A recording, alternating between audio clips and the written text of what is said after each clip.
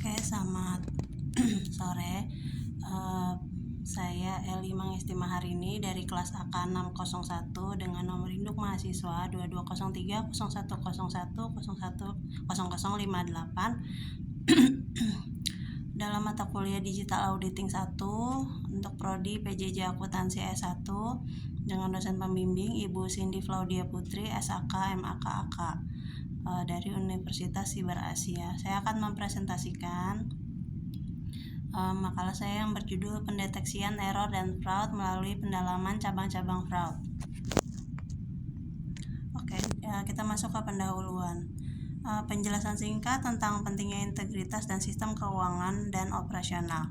Dalam sistem keuangan dan operasional terdapat cara kerja yang kompleks. Seiring berkembangnya kompleksitas sistem keuangan dan bisnis, metode untuk mendeteksi error dan fraud juga harus ditingkatkan.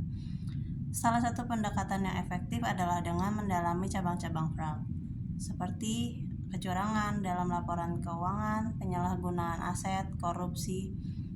Dengan memahami karakteristik masing-masing jenis fraud, organisasi dapat membangun sistem deteksi yang lebih tepat sasaran dan responsif. Perbedaan umum antara error atau kesalahan dan fraud atau kecurangan. Error atau kesalahan terjadi tanpa unsur kesengajaan. Biasanya disebabkan oleh kelalaian, ketidaktahuan, atau kesalahan prosedur. Contohnya, seorang akuntan salah menjumlahkan angka karena tergesa-gesa. Untuk fraud atau kecurangan adalah tindakan sengaja yang dilakukan untuk menipu, memanipulasi, atau mengambil keuntungan pribadi atau kelompok secara tidak sah. Contohnya adalah seseorang yang sengaja mengubah angka laporan untuk menutupi kerugian.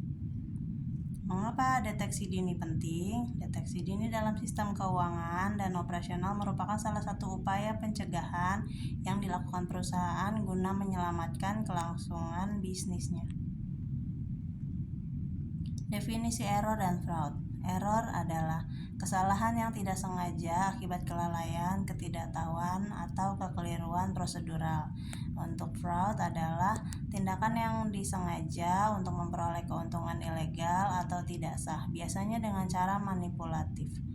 Menurut Aarons, Elder and Beasley tahun 2017, error merupakan kesalahan tidak sengaja dalam pencatatan atau pelaporan informasi keuangan, sedangkan fraud adalah tindakan kecurangan yang dilakukan secara sengaja dengan tujuan untuk menipu atau merugikan pihak lain, biasanya untuk keuntungan pribadi. Perbedaan utama antara keduanya terletak pada unsur kesengajaan dan niat balik tindakan tersebut. Yang pertama, kecurangan laporan keuangan atau financial statement fraud, manipulasi data akuntansi untuk menampilkan kondisi keuangan yang tidak sesuai dengan kenyataan. Penyalahgunaan aset atau asset misappropriation adalah penggelapan atau pencurian aset perusahaan seperti kas, inventaris, atau perlengkapan. Yang ketiga, korupsi atau corruption adalah penyalahgunaan wewenang untuk keuntungan pribadi seperti suap, gratifikasi, atau konflik kepentingan.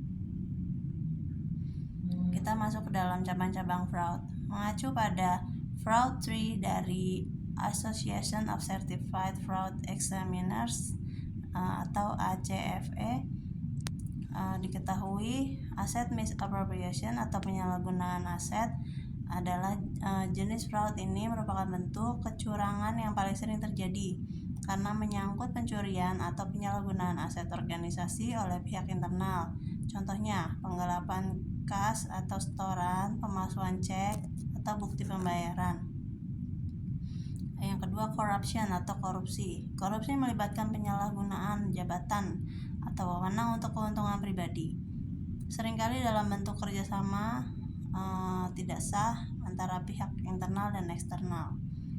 Contoh tindakan pemberian dan penerimaan suap atau bribery, konflik kepentingan dalam pengambilan keputusan. Yang ketiga adalah financial statement fraud atau manipulasi laporan keuangan. Kecurangan ini melibatkan manipulasi atau penyajian yang salah terhadap informasi dalam laporan keuangan dengan tujuan menyesatkan pengguna laporan, atau misalnya investor, kreditur, atau regulator. Contohnya adalah mengakui pendapatan yang belum terjadi atau premature revenue recognition, dan juga menyembunyikan beban atau kewajiban. Metode pendeteksian kecurangan laporan keuangan. Indikatornya adalah ketidaksesuaian antara laporan keuangan dan data operasional. Yang berikutnya adalah adanya tekanan dari manajemen untuk memenuhi target keuangan yang tidak realistis. Yang berikutnya audit trail yang tidak lengkap atau dimanipulasi. Selanjutnya rasio keuangan yang tidak wajar atau fluktuasi ekstrim. Untuk penyalahgunaan aset, indikatornya adalah perbedaan antara catatan akuntansi dan kondisi fisik aset. Berikutnya karyawan yang menolak mengambil cuti atau tanda kontrol individu terlebih dahulu atau individu berlebih. Selanjutnya perubahan gaya hidup yang mencurigakan. Berikutnya keluhan dari pelanggan atau pemasok.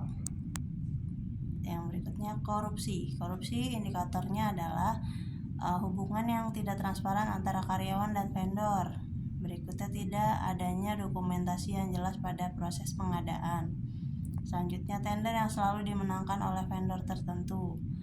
Berikutnya karyawan yang hidup mewah tanpa penjelasan yang jelas.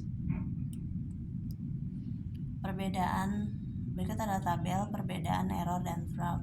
Dilihat dari aspek niat, error dilakukan secara tidak sengaja, kalau fraud disengaja.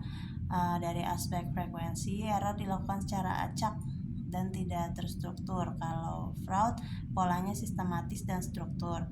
Untuk aspek deteksi, untuk error mudah dideteksi. Kalau fraud tersembunyi dan tidak bisa atau sulit dideteksi. Aspeknya tindakan hukum untuk error itu jarang dapat diproses secara hukum karena tidak merugikan secara moral material yang signifikan terhadap perusahaan dan jumlahnya masih dapat dipertanggungjawabkan. Kalau fraud bisa diproses pidana karena jumlahnya tidak bisa dipertanggungjawabkan dan biasanya merugikan baik segi moral material yang cukup besar. Kita masuk ke dalam teori segitiga fraud. Donald Creasy mengemukakan fraud triangle sebagai teori dasar dalam memahami mengapa seseorang melakukan fraud.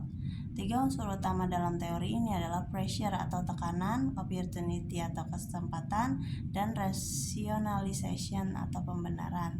Teori ini sangat relevan dalam mengkaji masing-masing cabang fraud karena setiap tindakan kecurangan biasanya mengandung 3 elemen tersebut. Berikut adalah visualisasinya. Fraud triangle dapat digambarkan sebagai segitiga dengan ketiga sudut yang saling berkaitan. Yang pertama, adanya kesempatan dan pembenaran. Itu disebabkan oleh tekanan yang dilakukan baik dari perusahaan atau dari keluarga. Yang pertama, kita akan menjelaskan teori segitiga tersebut. Yang pertama, pressure atau tekanan. Tekanan merupakan dorongan atau motivasi yang dirasakan oleh pelaku untuk melakukan kecurangan. Tekanan ini bisa berasal dari faktor keuangan, sosial maupun psikologis. Contoh tekanan adalah yang pertama, tekanan finansial pribadi seperti utang, gaya hidup tinggi, atau kebutuhan keluarga. Berikutnya, target atau ekspektasi yang tidak realistis dari perusahaan. Yang kedua, opportunity atau kesempatan. Kesempatan muncul ketika sistem pengendalian internal perusahaan lemah atau adanya celah dalam prosedur yang memungkinkan seseorang melakukan fraud tanpa mudah terdeteksi.